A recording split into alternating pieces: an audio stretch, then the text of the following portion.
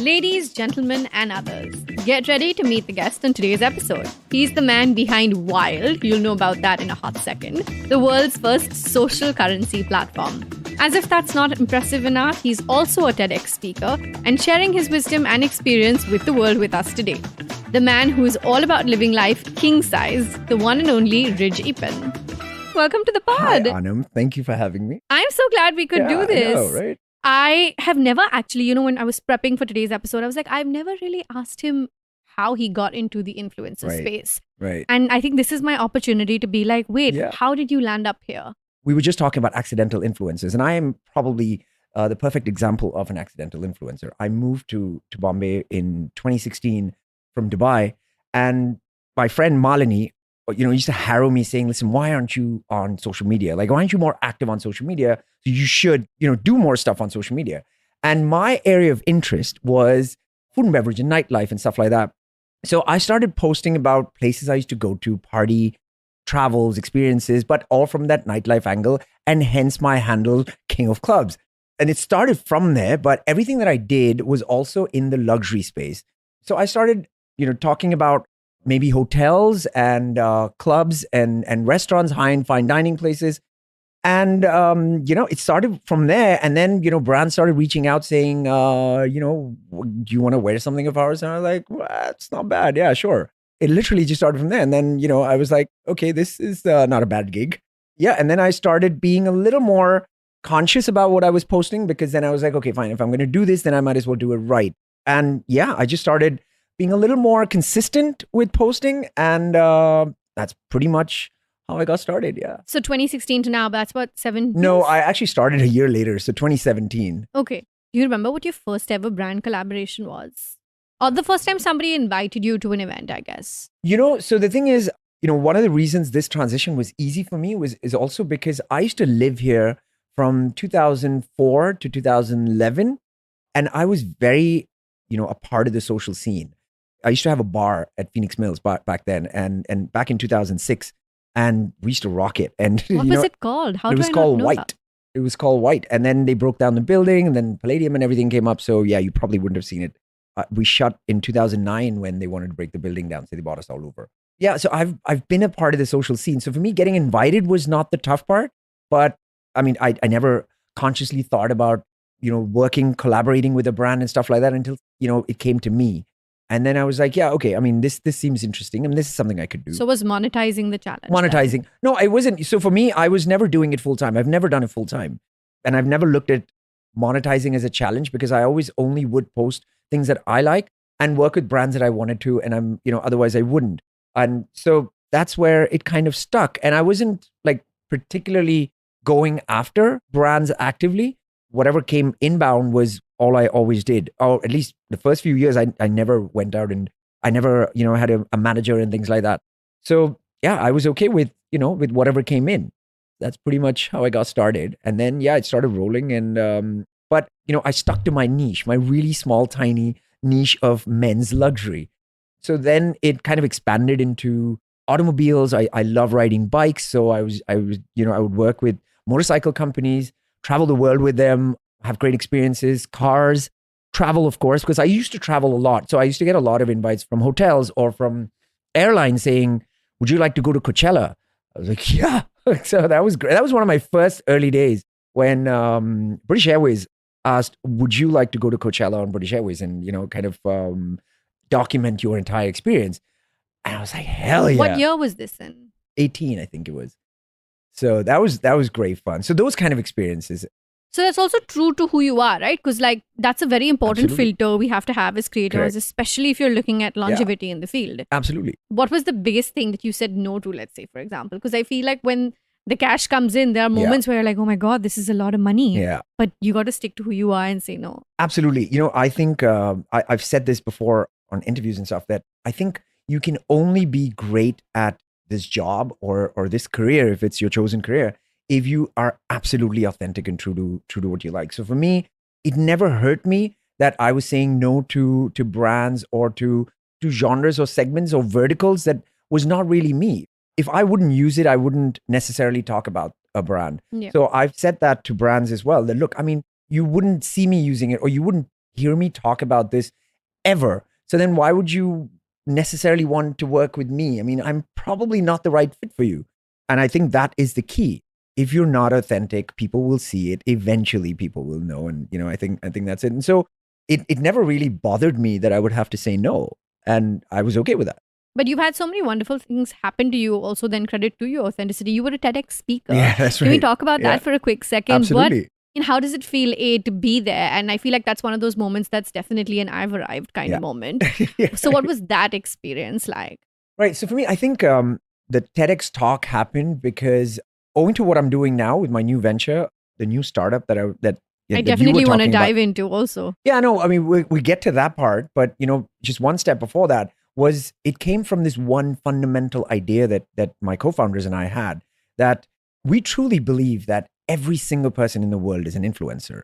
On some level, we all impact people every single day. It's just that not everybody thinks of themselves as influencers, or we don't look at leveraging it in any, specific manner or in any substantial manner, right? But we all have influence. I mean, everybody out there, someone with 1,000 followers is also an influencer of 1,000 people. And so we believe that everybody has social currency, and we earn it every single time we have a social interaction. Every single time you positively impact another person and that person goes away feeling good about you, I believe you've earned social currency. And if you asked me a year ago to do a TED Talk, I would say I really have nothing to say, because I didn't really have anything that I believed so strongly about that I should talk to people about on a TEDx platform. But when this came about and they said, what would you like to talk about? It was clear in my head. It was social currency. And what the impact you can have every time you have an interaction with another person, and what that could mean for you in the long run. And so that was the exciting part. I now had something to say. So I wouldn't necessarily, say that just because I did that, I've arrived, but I think it gave me a platform to put into words what we actually believe. And that was great for me. Actually, the process was more fun. It's a great milestone. Yeah, it is. Yeah, it's a fantastic milestone to have. Yeah. And it was great fun doing it. Honestly, that process was just so much fun. I had help so this was TEDx HR College. Mm-hmm. And there were these two young HR college students who would come and sit, a couple of times a week and brainstorm with me and ideate and stuff like that. And that was a great process as well, because, you now were thinking from a 19-year-old's point of view as well, and not just my point of view. Mm-hmm. And I loved bouncing ideas with them. And I loved coming up with a flow that would resonate not just with people from my generation, but also people like Gen Z. And that was important. And I think that made all the difference, because when I got up on that stage, the room was filled with Gen Z. So if I took a different approach, I probably wouldn't have had that impact, because I had people, clapping and standing up. And that's because I had help from these guys. And that's why I really enjoyed that process. How long was the prep for? About 3 weeks. I've heard so much about the prep period, because I had a friend who told me, not everything makes it onto their social media, for example. Yeah. There's a big filter on how the talk goes, right. and what the audience reactions like. Yeah. Where did you think you were before and during the process versus obviously now after? When I started off, I was like, God, what did I say yes to? I was like, getting on a stage is one thing, because, we're all comfortable on camera now, right? But that was not the problem. The problem is you have so many things that you want to say. What if you miss out? What if you skip a few parts and then you're like all jumbled up? Don't you have like a teleprompter for those things? Usually you don't, but in this one, they allowed us to have one. Okay. And that was easy, but usually apparently they don't allow it. I always just thought, when you were on stage, you see those little screens that prompt you into your... They're not screens. Those are monitors. Apparently they want you to deliver it straight up. But I'm not sure if this is true, because these guys checked and said, yeah, it's okay. Like, for example, if you're talking about data and stats, I feel like it's fair to have somebody Absolutely. prompt those to you. Oh, you can have like a presentation running at the back, and you can use that as kind of a pointer or kind of a reference point. But I don't know. Honestly, I don't know if other places do it or allow it. I'm glad you got it. I'm so glad I got it. I'm so glad I got it. I want to talk about Wild, because I feel like I have to say, I mean, I already know quite a bit. I won't say everything about it, but I feel like you're onto something that's really big that social media doesn't have, I would say globally, not just in India. It's a whole new mold of a footprint. Correct. So for everyone who's listening or watching, how would you describe Wild and introduce it to them? So Wild, like I said, the basic premise of our business model revolves around that one fundamental belief that we have, that everybody is an influencer, and how do you let them monetize? And that was what we were solving for. And the second part of that belief is that for a brand, there really couldn't be a better evangelist than your own customer, right? If every single person that came to your e-commerce platform or walked into your store went out and told all of their friends every time they made a purchase, you really wouldn't need to do much marketing anymore, right? But it rarely happens. And today, when you think about it, everybody is a social junkie. And yet, no one has managed to leverage the power of that social junkie shopper or customer of yours, right? And that's what we wanted to allow. So we built a platform that allows everybody on social media or anyone with as little as 1,000 followers on Instagram. We're starting with Instagram as a platform. So someone with as little as 1,000 followers on Instagram can leverage their social clout, and brands can leverage the social network of every customer that walks into their store. And that's the platform that we'll be building. So we said the medium that we're using is a payment card. So we said that to apply for the card, so it's a Visa-powered prepaid card. We're coming up with a credit option later this year as well. It's a prepaid card. You load it using, UPI or bank account or credit card or whatever. Number of followers alone is not an indicator of influence, right? So we built an algorithm called the Wild Score, which is like your CIBIL score, right? So it's an algorithm that rates users or assigns a score to every user based on their number of followers, vis-a-vis their reach, their engagement, their frequency of posts. I don't think people understand the value of that. Sick. You could have 500,000 followers and suddenly stop posting, and Instagram will not push your content anymore. Like if you stop posting for 6 months, and so, a whole bunch of parameters, whether you have fake followers, all of this, and we assign a score to every user. And now the score becomes the basis for everything that happens on Wild, post that. And so these are two options. So you can pick between whichever one of these options that you want. Nice. Yeah. And just for this name to be written like this, we had to send it to Visa Global for approval, because we were, hell bent on the card being beautiful, because payment cards are boring. I hate to say this, but payment cards never look great. And no one wants to flaunt it unless you have an American Express Centurion Black card. But otherwise, nobody cares about, what your card looks like.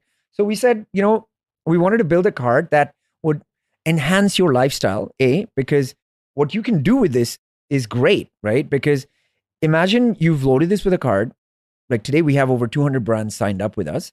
So obviously, this is a Visa card, so you can shop anywhere. Mm-hmm. But if you shop with my partner brands, you have the option you make a purchase. Imagine you go to a social, have a meal. After you're done, you could take a picture of your meal or of the place, post it on your Instagram. You click a button on the app that says, I've posted. Our system checks to see if you've adhered to the terms and conditions and all of that. Captions, places visible, logos visible, the brand has been tagged or whatever. And you can earn anywhere between 30% and 100% of your transaction value back into your card based on your score. So your score determines what cashback you get. So you could have 2,000 followers and an extremely engaged audience and have a great score. Or you could have 100,000 followers and crap engagement and you'd have a low score. And that's democratizing word of mouth marketing. And that's what we're setting out to do. That's amazing. So the idea is to literally shop without really paying money or paying lesser of it than the MRP value based on what your social media standing is like. I have never seen a better use of social media clout than this, because it, like you said, democratizes it, but also at the same time gives the power in the hands of both ends in a very balanced, in a very balanced fashion, which is fantastic. Yeah. How long did you take to work on this concept idea, and especially the algorithm that you mentioned? Yeah. What was the back end work like?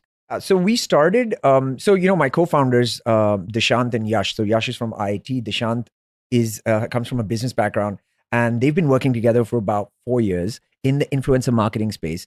And, so they were managing, doing influencer marketing, connecting brands to influencers. Yash being from IIT and this tech geek, he loves building systems for everything. Like, how we go out to, have a drink on a weekend, he loves to sit down and code. He would build systems for everything. And so they had massive insight and data. And that's when we met about 1.5 years ago. And it was a random meeting, a chance encounter, introduced by Malini, actually. And, it was just a chance encounter saying that you guys should talk because, you guys seem to be in the same space. At that time, they were thinking of a solution for influencers. And then we got to talking and we said, look, why just for influencers? Because they get everything, right? And that's just the tip of the iceberg. The bottom of that is so vast, because if you think about it, today there are 200 million Instagram users in India. There are almost 100 million people that have over 1,000 followers, and nobody talks to them.